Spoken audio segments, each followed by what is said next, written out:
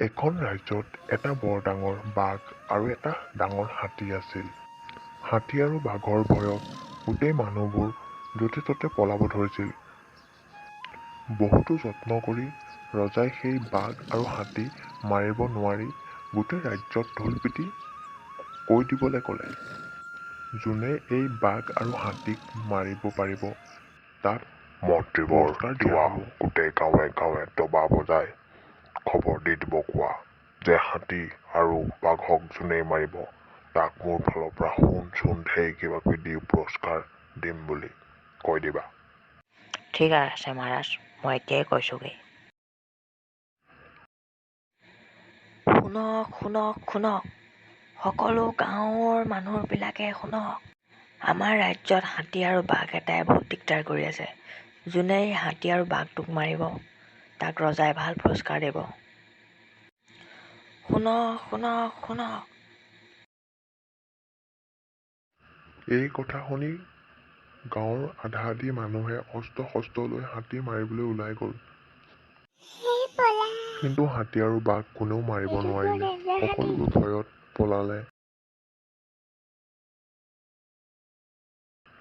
দৈবাত এদিন এজন মানুহে মৰো বুলি কৈ বিষ এসোপা পিঠাগুড়িৰ লগত মিলাই লৈ সেই ৰাজ্যৰ ফালে যাবলৈ ধৰিলে।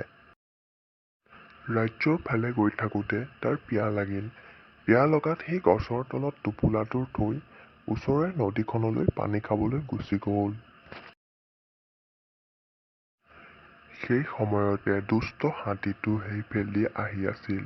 হাতীটোৱে পিঠাগুড়িখিনি দেখি টপাটপকৈ গোটেইখিনি খাই পেলালে আৰু সেইখিনিতে হাতীটো টপটপাই মৰি থাকিল। চেচ, বেচেৰা হাতীটো মৰি থাকিল। মই ইয়াত বিষ খানি থৈছিলোঁ মই খাম বুলি। চেচ, কি হ'ব হে ভগৱান, কৃষ্ণ কৃষ্ণ। হাতী মৰা কথা ৰজাই খবৰ পালে আৰু হাতীটো কোনে মাৰিলে বুলি খবৰ খাতি লৈ গম পালে যে এজন গাঁৱৰ মানুহে মাৰিলে বুলি। আৰু ৰজাই সেই গাঁৱৰ মানুহজনক চিপাহীক ধৰি লৈ যাবলৈ আদেশ দিলে। আপোনালোকে মোক কিয় ধৰি লৈ গৈ আছে? আপুনি এটা হাতী মাৰিলে, সেইকাৰণে ৰজাই আপোনাক উপহাৰ দিব বোলে। ব'লক আপুনি উপহাৰখিনি লৈ ল'বগৈ। উপহাৰৰ কথা শুনি মানুহজন বৰ সুখী হ'ল আৰু ৰজাৰ ওচৰলৈ গৈ থাকিলে। মানুহজন গৈ ৰজাৰ ওচৰত পালেগৈ। মহাশয়, আপুনি হাতীটো কেনেকৈ মাৰিলে? মই হাতীটো একে ভুকুৱে মাৰি দিলোঁ তাক। কি একে ভুকুৱে? বাহ, মানিছোঁ দেই। মন্ত্ৰীবৰ, আমাৰ গুদামৰ পৰা এই মানুহজনক অলপ ধন সোণ দি দিবা। হ'ব মহাৰাজ। আৰু মোৰ ৰাজ্যত আৰু এটা বৰ দুষ্ট বাঘ এটা আছে। যদি তই সেই বাঘটো মাৰি দিব পাৰ, তোক মই ধন সোণেৰে গোটেই উপচাই দিম। মাৰিব পাৰিবিনে তই? স্বৰ্গদেউ, মাৰিব পাৰিম। বাঘ মৰাটো মোৰ কাৰণে মামুলি। একে চাতে মাৰি দিম। ঠিক আছে, বাঘটো তই পৰহিলৈ মাৰিব লাগিব। এতিয়া আমাৰ ৰাজ্যতে থাকি কি কি বস্তু লাগে লৈ ল'বি আৰু এতিয়া খানাটো খাই ল'বি বল। ঠিক আছে মহাৰাজ। মানুহজনে তাৰ পিছত চিন্তা কৰিবলৈ ধৰিলে যে বাঘটো মই কেনেকে মাৰিম এতিয়া। এনেকৈয়ে বাঘ মৰা দিনটো পাই গ'লহি আৰু সি হাবিলৈ বুলি পেপা এটা লৈয়ে বাঘ মাৰিবলৈ ওলাই গ'ল। সি হাবিত পাই যোৱাৰ পিছত ডাঙৰ গছ এজোপাৰ ওপৰত উঠি ল'লেগৈ। গছৰ ওপৰত উঠি সি দেখিলে এগালমান চৰাই হাল্লা কৰি আছিল আৰু সি এটা বুদ্ধি সাজিলে আৰু সিও পুৰা চিঞৰি চিঞৰি কিবা কিবি ক'বলৈ লাগি গ'ল। বাঘটো আহি ওচৰ পালেহি আৰু বাঘটোৱে দেখিলে এজনে চৰাইখিনিৰ লগত কিবা কথা পাতি আছে। বাঘটো ওচৰ পালেহি পায়ে দেখিলে যে মানুহজনে চৰাইখিনি কিবা শিকাই আছে বুলি ভাবি বাঘটোৱে মানুহজনক সুধিলে, ককাই, তই চৰাইবিলাকক কি শিকাই আছ?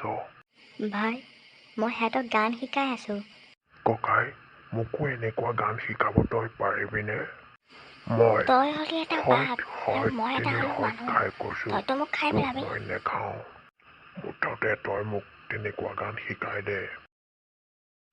বাঘৰ কথা শুনি মানুহজন গছৰ পৰা নামি আহিলে। বাঘ ভাই, তই শুই দে।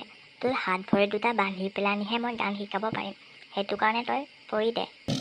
বাঘে মানুহজনৰ কথা শুনি পৰি দিলে আৰু মানুহজনে গোটেই ভৰি হাত বান্ধি কৰি বাঘটোক মাৰিবলৈ ধৰিলে। মাৰত তত খাই বাঘে মানুহজনক সুধিলে,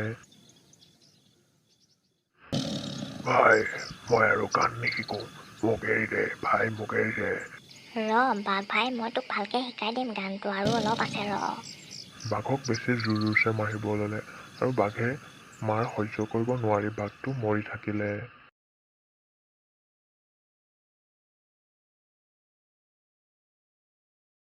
সেই জংঘলৰ পৰা বাঘটো আনি ৰজাক দেখুৱাই দিলেহি। মহাৰাজ, এইটো বাঘ মই মাৰি দিলোঁ ইয়াক। ভাল কৰিলি তই ইয়াক মাৰিলি, ই বহুত অশান্তি দি আছিল। বাৰু তোৰ কাৰণে এটা মানুহ আনিছো, মানুহটোৰ লগত তই যুদ্ধ লাগিব আৰু যুদ্ধত যদি তই তাক হৰাব পাৰ তোক আৰু বহুত ধন সোণ দিম। সেইদিনা ৰজাই বডি বিল্ডাৰ মানুহটো তাৰ ৰুমত শুবলৈ পঠিয়াই দিলে। তই নেকি যাৰ লগত মোৰ কাইলৈ যুদ্ধ হ'ব? মই একেটা বুকুতে এটা হাতী মাৰি দিছোঁ আৰু এটা বাঘ মাৰি দিছোঁ এই ৰাজ্যৰ। তই মোৰ লগত যুদ্ধ লাগিব পাৰিবি জানো? তই এতিয়া ডেকা বয়সত মোৰ লগত যুদ্ধ লাগি মৰিবলৈ আহিছ? কি ক'লি তই বাঘ মাৰিছ? মই তোৰ লগত লাগিব নোৱাৰোঁ, মই যাওঁ। ৰজাক কৈ দিবি যে মই পলালোঁ বুলি। যাওঁগৈ মই তোৰ লগত যুদ্ধ নালাগোঁ। পাছদিনাখন ৰাতিপুৱা ৰজাই বডি বিল্ডাৰ মানুহটোক বিচাৰি নাপায় হাতী মৰা মানুহটোক ধন সোণ এসোপা দি বিদায় দিলে। তাৰ পিছৰে পৰা হাতী আৰু বাঘ মৰাৰ পিছত ৰাজ্যখন বহুত সুখত থাকিবলৈ ল'লে আৰু এই কাহিনীটো ইয়াতে সমাপ্ত। ভাল লাগিলে ছাবস্ক্ৰাইব কৰিব আৰু যদি বেয়া লাগিছে হ'লেও প্লিজ কষ্ট কৰিম আৰু এতিয়া জাষ্ট ষ্টাৰ্ট কৰিছোঁ।